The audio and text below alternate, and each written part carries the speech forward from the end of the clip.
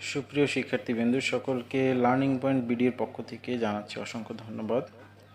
প্রিয় শিক্ষার্থীবৃন্দু, আজ তোমাদের সামনে পঞ্চম শ্রেণীর গণিতের অনুশীলনী 3-এর একটি অঙ্ক, 3 নম্বর অঙ্ক। দেখো, এখানে দেওয়া আছে একটি মুদি দোকানে একটি খাতা 18 টাকায়, একটি পেন্সিল 8 টাকায়, একটি জ্যামিতিক ত্রিকোণী 25 টাকায় বিক্রি হয়। আমরা 4টি খাতা, 8টি পেন্সিল এবং 2টি জ্যামিতিক ত্রিকোণী কেনার সময় 500 টাকা দিলে, দোকানিকে 500 টাকা দিলে কত টাকা ফেরত পাবো? তাহলে এইটার যদি আমরা সমাধান করতে যাই, তাহলে দেখো এখানে একটি খাতার দাম 18 টাকা। তাহলে এখানে আমাদের খাতার দেওয়া আছে 4টি খাতা। তাহলে এটা যদি আমরা সমাধান করতে যাই, প্রথমে আমাদের কি লিখতে হবে? একটি খাতার মূল্য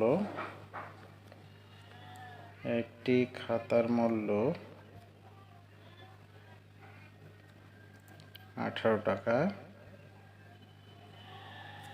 সুতরাং 4টি খাতার মূল্য বেশি হবে, আর বেশি হলে কি হয়? গুণ করতে হয়। তাহলে 18 গুণ 4। তাহলে এটা গুণ করলে দেখো, 4-এর সাথে 8 গুণ করলে 4 8টা 32, 32-এর 2, হাত থেকে 3, 4 দিয়ে একে গুণ করলে 4 একে 4 আর হাতের 3, তাহলে হচ্ছে 7। তাহলে 72 টাকা। তাহলে আমরা এখানে 4টি খাতার মূল্য পেলাম 72 টাকা। এরপরে একটি পেন্সিলের দাম, আবার দেখো একটি পেন্সিলের দাম কত দেওয়া আছে? একটি পেন্সিলের দাম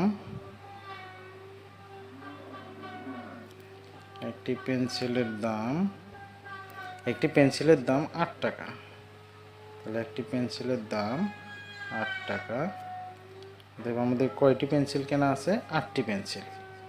তাহলে 8টি পেন্সিলের দাম বেশি হবে।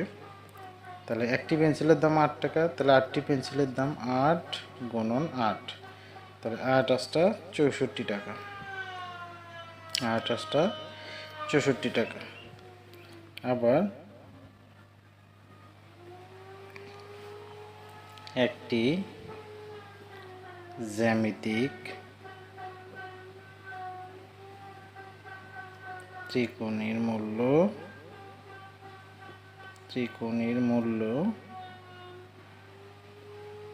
একটি জ্যামিতিক ত্রিকোণীর মূল্য এখানে দেওয়া আছে, একটি জ্যামিতিক ত্রিকোণী 25 টাকা। তাহলে একটি জ্যামিতিক ত্রিকোণীর মূল্য হচ্ছে 25 টাকা।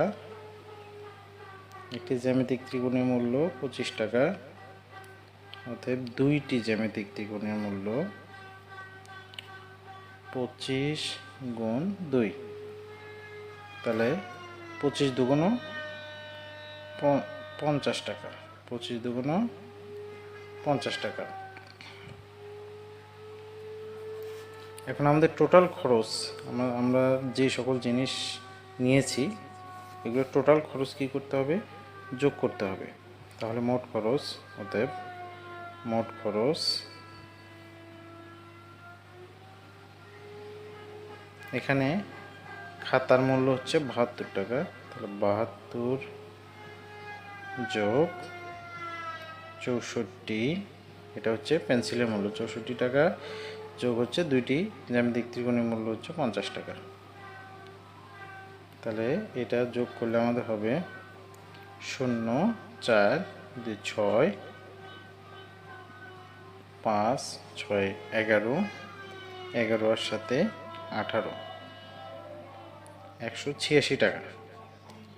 টোটাল আমাদের খরচ 186 টাকা। আমরা দোকানদারকে দিয়েছিলাম 500 টাকা, তাহলে আমরা ফেরত পাবো কত?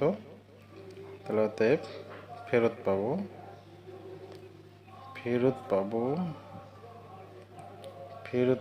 ইকুয়াল টু 500 থেকে আমাদের 186 টাকা বাদ দিতে হবে।